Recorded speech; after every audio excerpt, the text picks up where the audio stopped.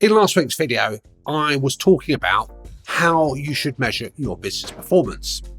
And when I was talking about business performance measures, I mentioned KPIs, key performance indicators. Those are the indicators that point to what's important in your business. Now, in this week's video, I'm going to share with you 10 reliable KPIs that all businesses should factor in, whether times are prosperous, whether you're facing a crisis, whether you're facing a challenging time ahead of you. These 10 KPIs will serve you well. Remember, when you put together your KPIs, have a good blend of the financial and non-financial, and this is what I've done in the 10 that I've selected.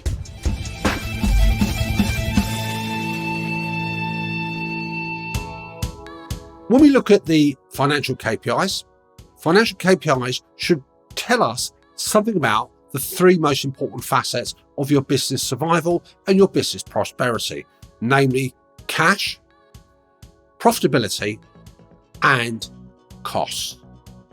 Now, with those three broad areas in mind, let's dive deeper and introduce what those 10 KPIs are. Number one is cash flow.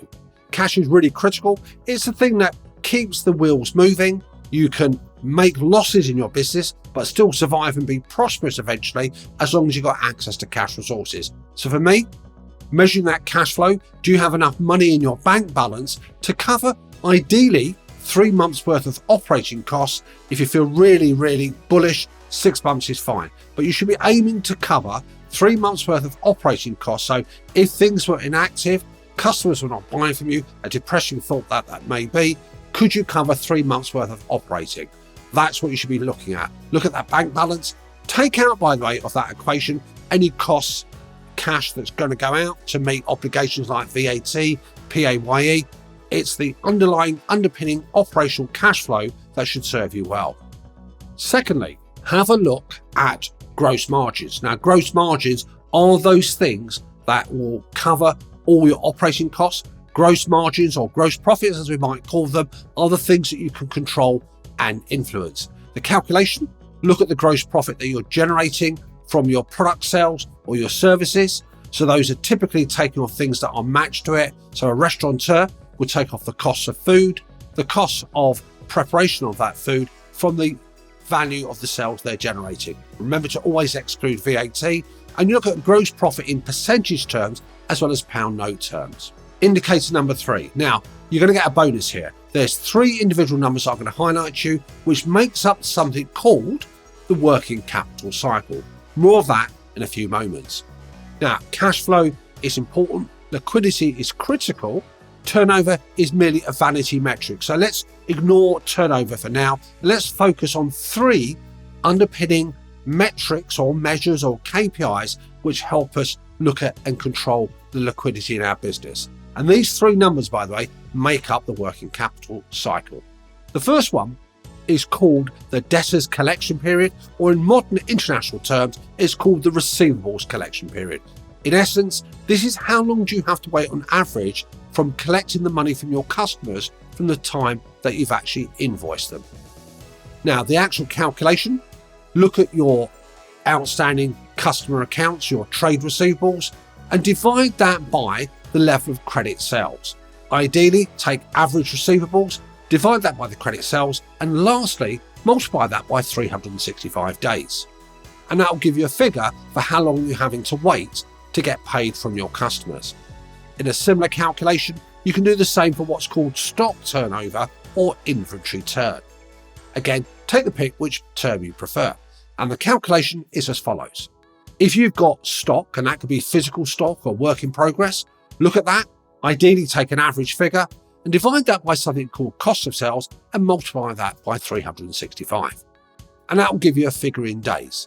And effectively, it's giving you an idea of how long you have to wait from the moment you've emptied your fictional warehouse, from the moment you've sold that stock, to actually getting the money coming back into the business. The quicker you turn over the stock, the faster the cash flow comes back into the firm. Now, the third one to do in alliance with that is what's called a payables payment period or creditors payment period. It's the opposite of the receivables, and this is taking the viewpoint from your suppliers. How long do you take to pay your suppliers from the date you get the invoice?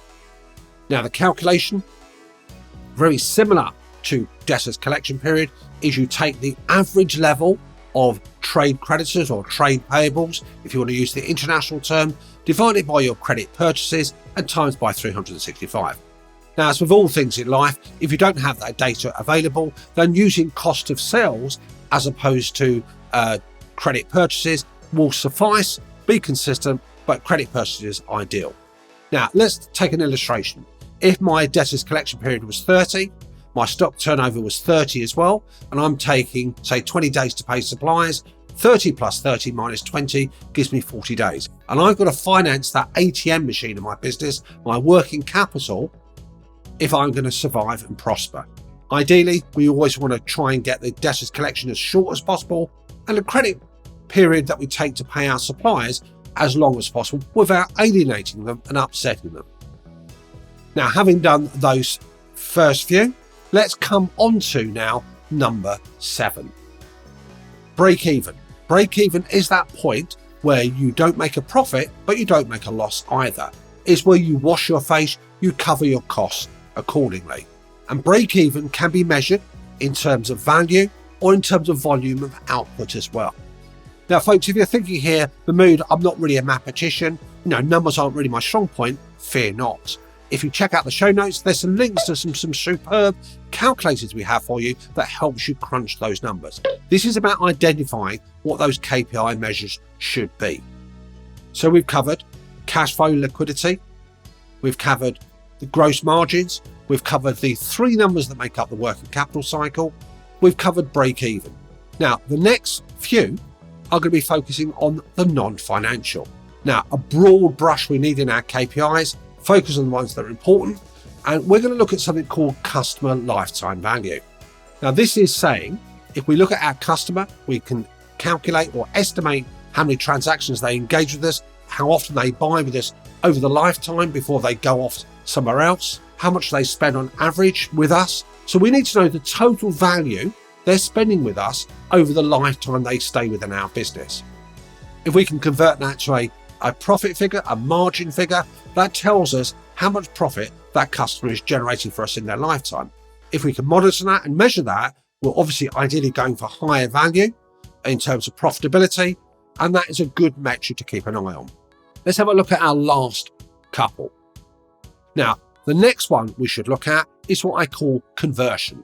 So when we get inquiries coming from a variety of sources, whether it's from the website, whether it's for our social media feed, whether it's inquiries we pick up, ask yourself how many of those do we convert into actual business? So those leads, those inquiries that we get, how much do we convert to actual business?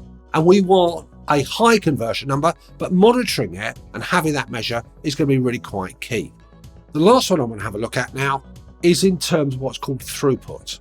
Now, throughput measures how quickly we complete the work we've got from our clients, from our customers, and how quickly we complete them and get that work completed. The faster we can complete it, then obviously the better that is for us for cash flow, getting the invoice out the door and having that money coming back into our own business. And that's really important.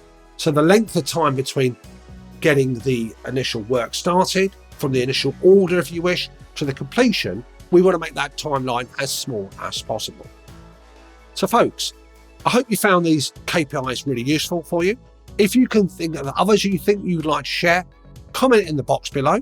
There is an exhaustive supply of KPIs we can do, but these ones are good standard ones to have in your business toolbox. Again, check out the show notes. I'll give you some link to some wonderful, powerful online calculators to check out. And until then, happy KPIing.